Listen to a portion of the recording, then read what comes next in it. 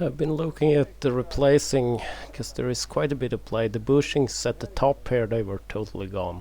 A better video about this will come, but then at the lower joint here in the linkage, it's quite a bit of play also, but here it's material that's lost in the ears and would require maybe drilling and putting in another bushing out there, or welding and having it precision drilled, and I'm not gonna take that now. I'm gonna keep using it as it is.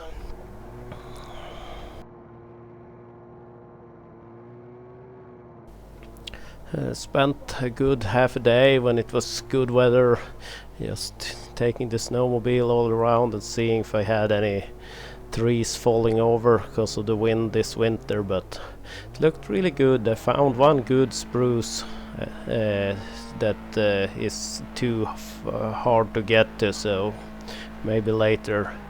And I didn't get stuck once, even if it was very close here and there.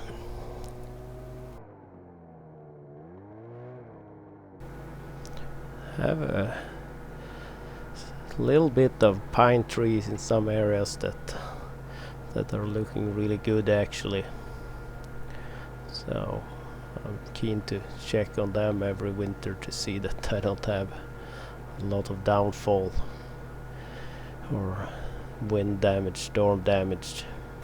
And it's at the very far end of the property, so it's possible to access during the summer from driving a long way around also, but it's really easy to get there using the snowmobile path that cuts through it.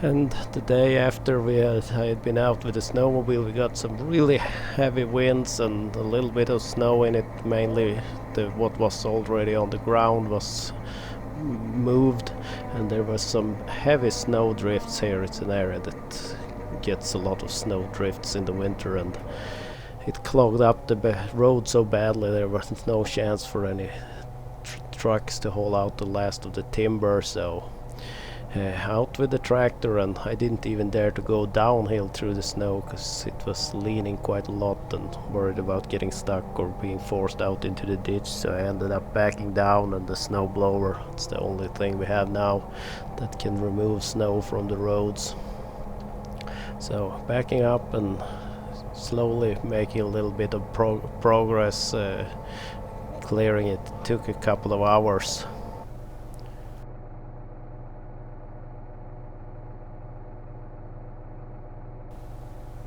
Here we have a truck hauling out some timber, and the trucks that have done this, they do an amazing job traveling the small narrow roads in the forests of Sweden, getting the product to the sawmills.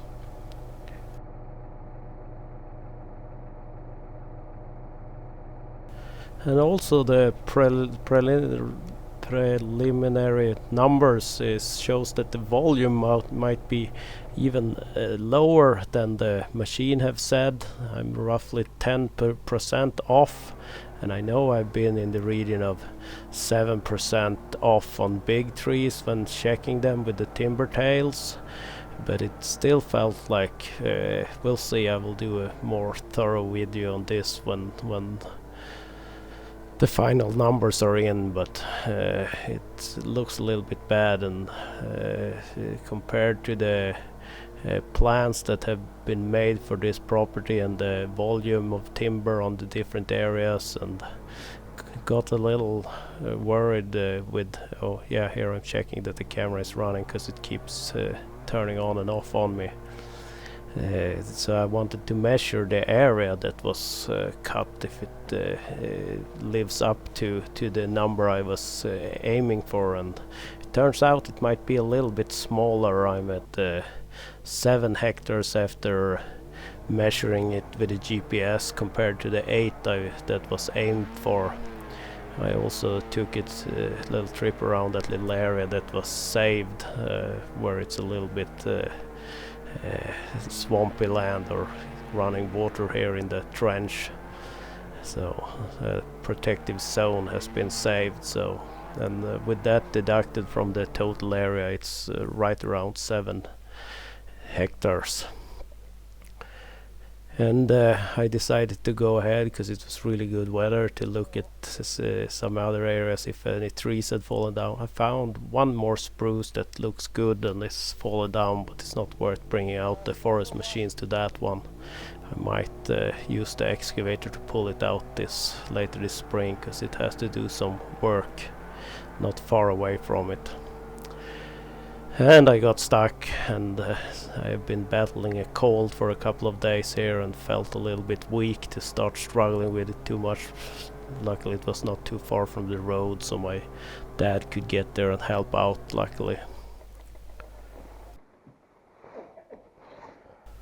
And talking about the excavators, we had that on the charger and checked the fluid levels and brought that out because I want to remove some snow near closest to some of the buildings now before it starts melting and making the timber in the buildings more moist or wet than they have to be. Removed all sound here because I had started the radio and don't want to have any copyright issues. So on the back side of the house there is quite a bit of snow there, and it's nice to get that away. Here you can hear the radio, but they're just talking now, and I don't think that's copyrighted to the point I would cause any issues. And closest to the house, it's kind of where it has fallen down from the roof. It's quite compact and hard. Trying to attack this with a shovel would be extremely hard work, but the excavator makes, well, it's slow progress because I'm very close to the building and don't want to damage it. And here is the little, well, wood storage outhouse building that we might look at giving a little love this summer. Sadly it turned out that some of the long logs we have taken aside, they are too short. They will be good enough for the shorter side of this one, so we might need to go on a hunt for something longer than, but we'll see.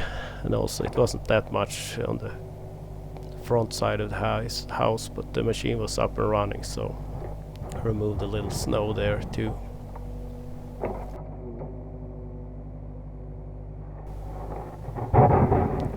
And with that done, rather than like last year I was struggling, then we changed the tracks on the excavator and it wasn't up and running, so I had